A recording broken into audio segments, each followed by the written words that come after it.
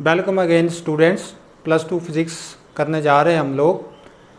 Plus two physics में हमारा topic है मैग्नेटिक फोर्स। मैग्नेटिक फोर्स क्या होती है? Magnetic force experienced by the charge particle due to the magnetic field is called magnetic force. Charge के द्वारा जो फोर्स मैग्नेटिक फील्ड के कारण महसूस की जाती है उसे कहते हैं मैग्नेटिक फोर्स। मान लो कि हमारे पास ये कोऑर्डिनेट सिस्टम है OX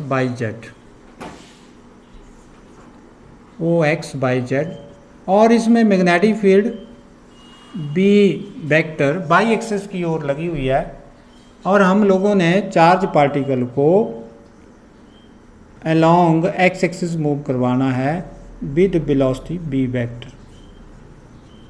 तो ये जो चार्ज है ये मान लो पहले पॉइंट Q के ऊपर था और इसने मूव किया कहाँ, एक्स एक्सिस की ओर विद वेलोसिटी B वेक्टर और इसने एंगल बनाया थीटा। इसने एंगल मैग्नेटिक फील्ड के साथ क्या बनाया है, थीटा एंगल बनाया हुआ है।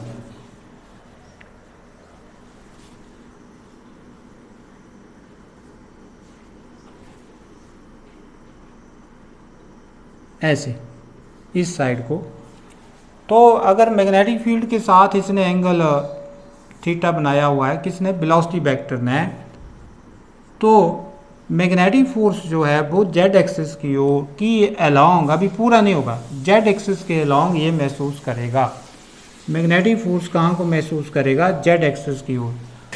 और जो मैग्नेटिक फोर्स होगी that is Fm is equal to Q into B vector cross B vector. ये मैग्नेटिक फोर्स होगी किसके ऊपर, पॉजिटिव चार्ज पार्टिकल के ऊपर। तो आप समझ सकते हैं कि force experienced by the charge particle या charge when it moves through the magnetic field with the velocity B such that it makes the angle with the velocity B vector con magnetic field, then it is called magnetic force. So you can easily explain magnetic force को आप easily explain कर सकते हैं। तो हम इसको करने जा रहे हैं, क्या करते हैं, consider a positive Q charge moving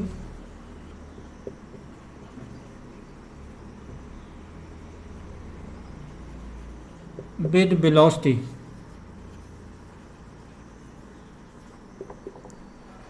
B vector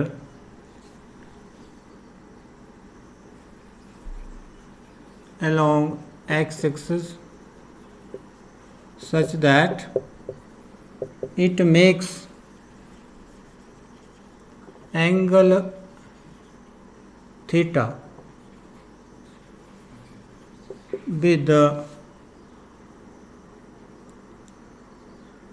B vector, with B vector क्या है ये, magnetic field. Consider a positive Q charge moving with velocity B vector along x axis such that it makes angle theta with B vector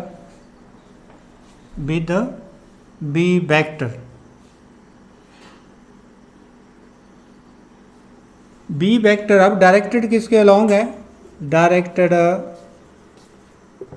along Y axis.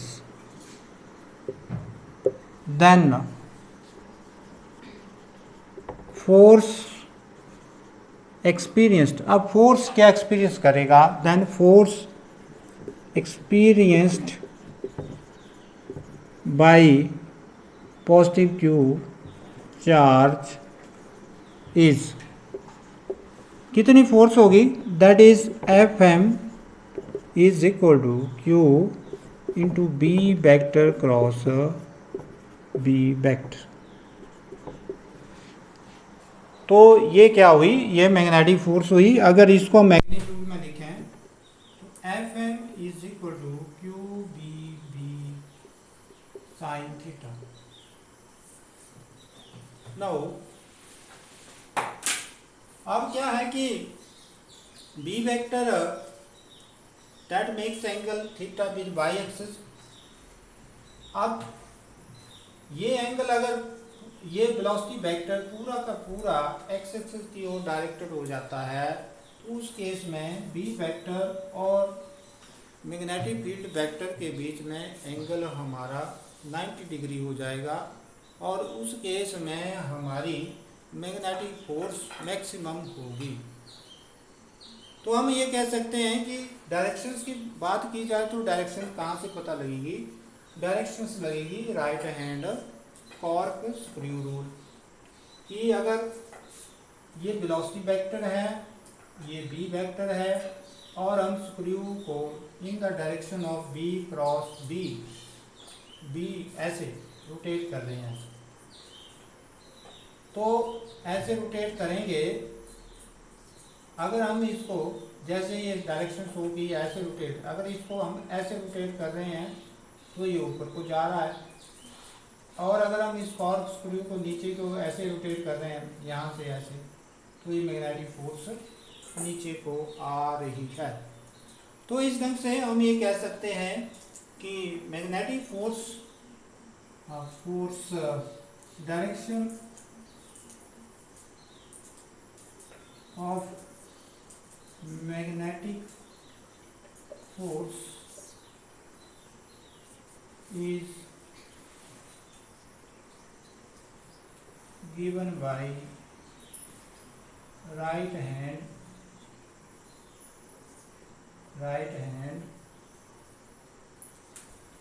or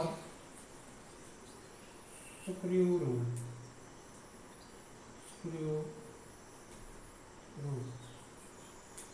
अब cases करने जा रहे हैं। Cases हैं हमारे when theta is equal to 90 degree, then F M is equal to Q B sine 90 कितना होता है 1 के बराबर, तो F M is equal to Q B. ये हुई मैग्नेटिक फोर्स। मैग्नेटिक फोर्स जो है वो क्या है, मैक्सिमम है। Magnetic force will be maximum. So in this case magnetic force will B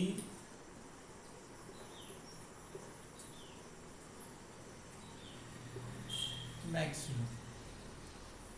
अब दूसरा है दूसरा case when theta is equal to 0 degree, means या थीटा इज इक्वल टू, तब तो मैं थीटा जो है वो 0 डिग्री हो गया या 180 डिग्री हो गया, पैरेलल एंटी पैरेलल दोनों में, देन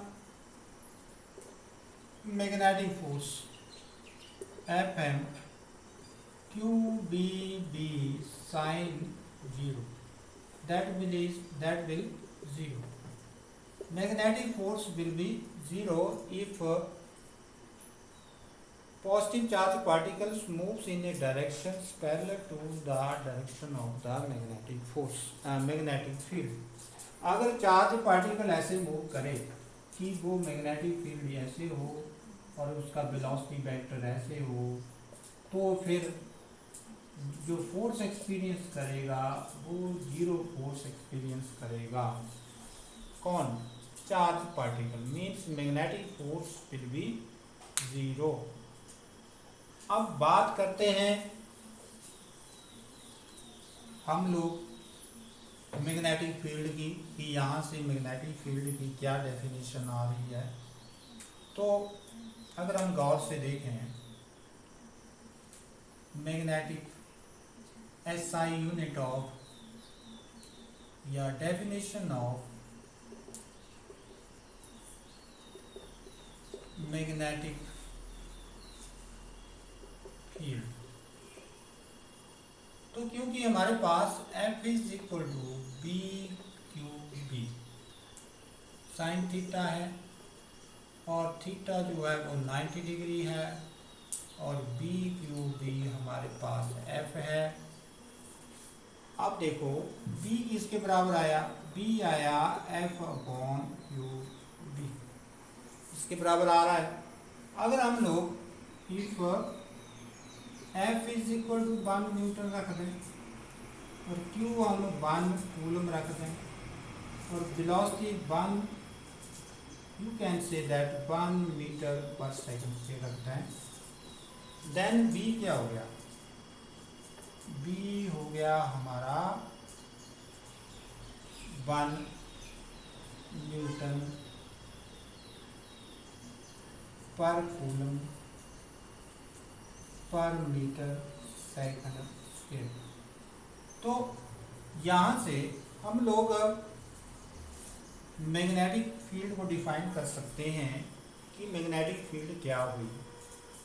मैग्नेटिक फील्ड यहाँ से जो हमारे पास ये जो कंडीशंस हमने लगाई है उसी के बेस के ऊपर हम मैग्नेटिक फोर्स को या इसको हम डिफाइन कर सकते हैं। तो magnetic field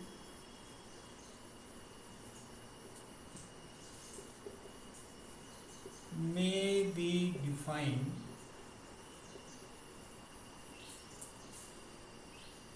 as the magnetic force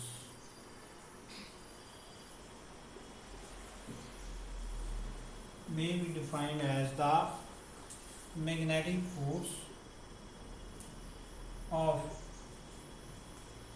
1 Newton experienced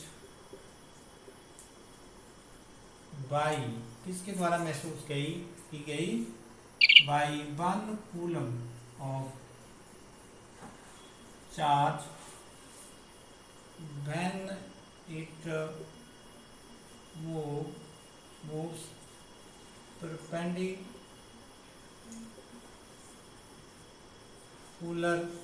to the direction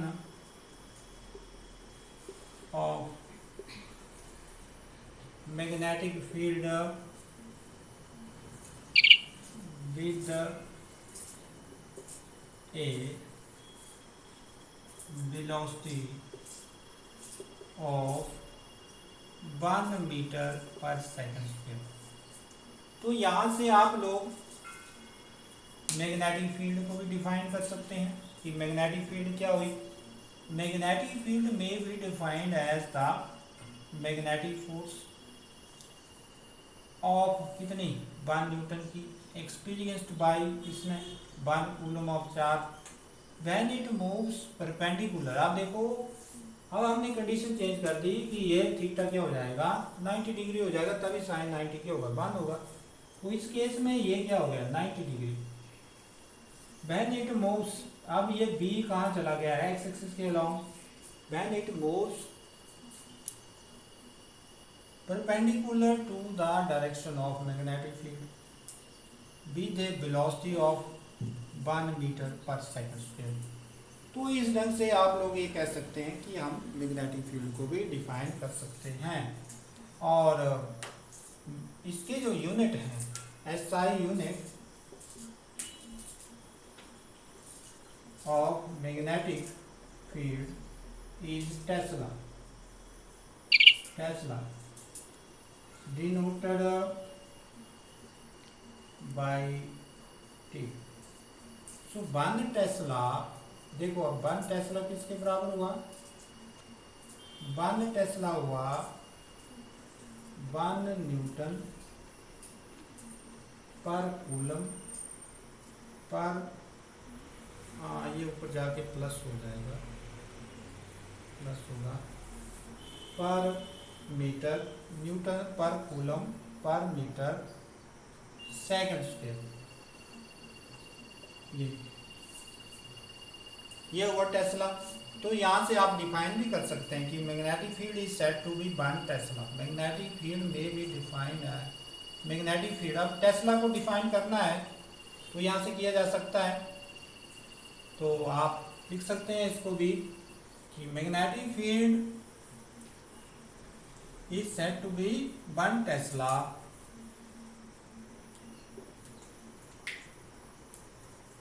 magnetic field is said to be 1 tesla. अब देखो, if a charge of 1 coulomb moving at right angle to magnetic field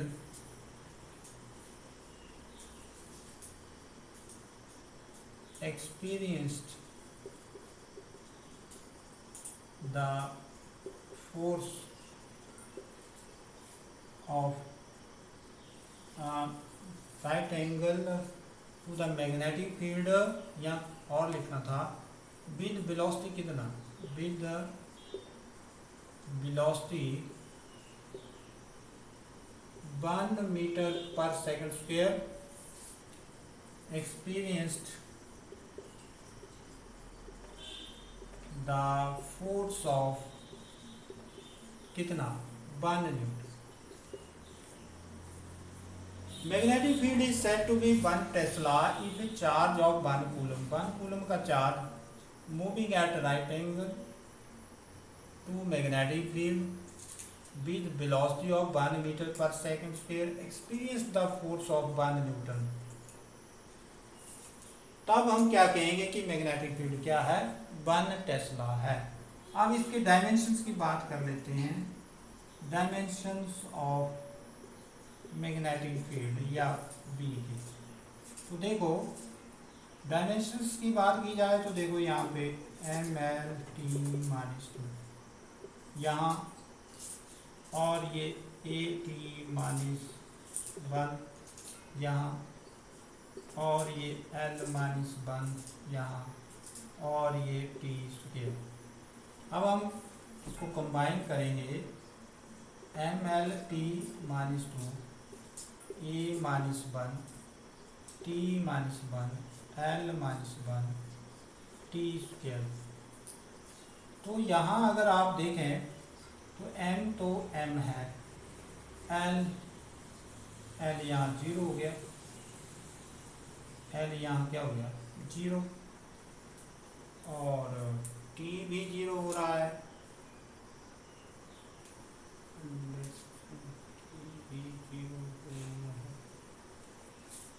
t भी यहाँ पर 0 हो रहा है। You can say that by this formula we can also find this F is equal to BQB. So B is equal to F upon QB. So B is equal to Newton upon charge. Charge क्या हुआ coulomb, और velocity क्या है हमारी metre per second. कर दिया यहाँ -1 था।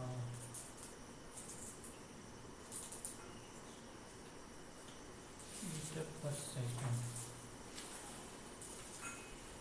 वेलोसिटी मीटर पर सेकंड होनी थी। आपने इसको ठीक कर लेना, यहाँ वेलोसिटी की यूनिट के हमने जो यूनिट है वो थोड़ी सी गलत कर दिए हैं, मीटर पर सेकंड लिखना वहाँ पे। यहाँ पर अगर हम देखें डायमेंशंस की बात कर रहे हैं तो B is equal to F, आपने पीछे भी इसको ठीक कर लेना, जहाँ इसकी मीटर पर सेकंड की बात आएगी तो वहाँ पर आपने इसको ठीक कर लेना। That is QB, and we have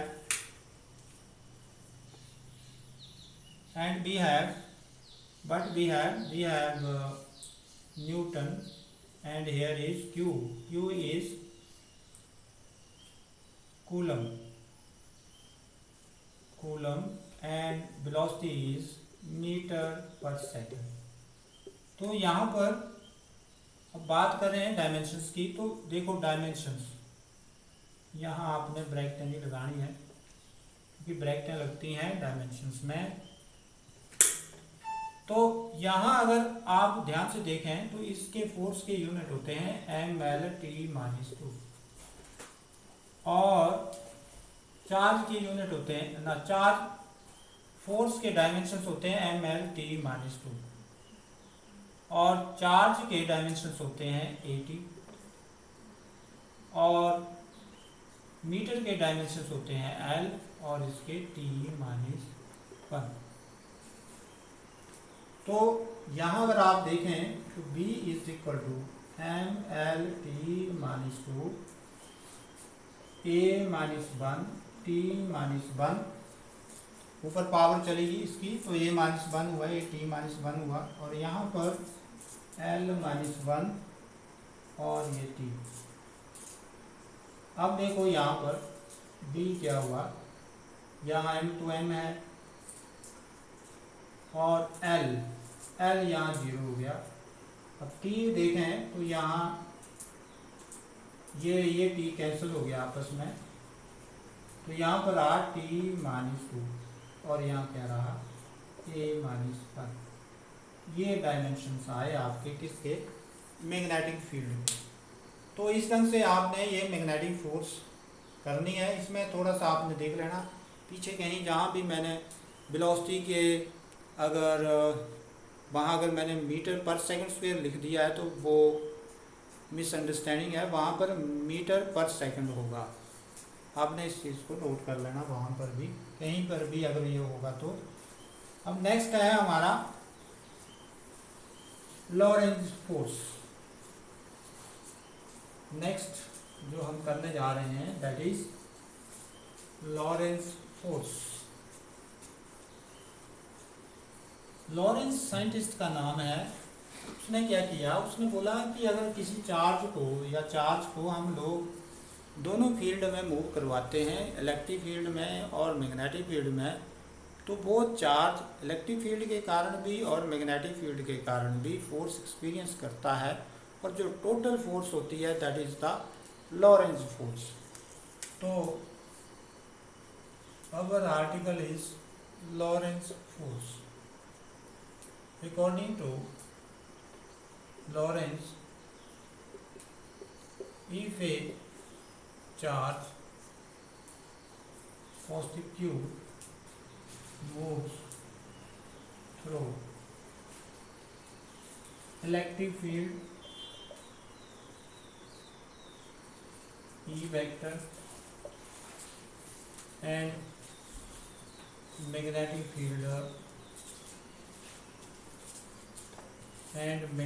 field B vector, then it will experience a force called Lorentz force. F is equal to Fe plus Fm. So here this is question number 1, but Fe is equal to Qe। ये क्या हुई, Qe हुई और Fm क्या हुई जो अभी हमने निकाली, Q B vector cross B vector। This is question number 3। Using 2, 3 in 1, F is equal to Qe plus Q into B vector cross B vector। So what is this? This is the Lorentz force। तो इस ढंग से ये आपने ये complete करना है और ठीक ढंग से अब तैयार करना है इसको और अपनी कॉपियों के ऊपर लिखना है और मुझे भेज देना है।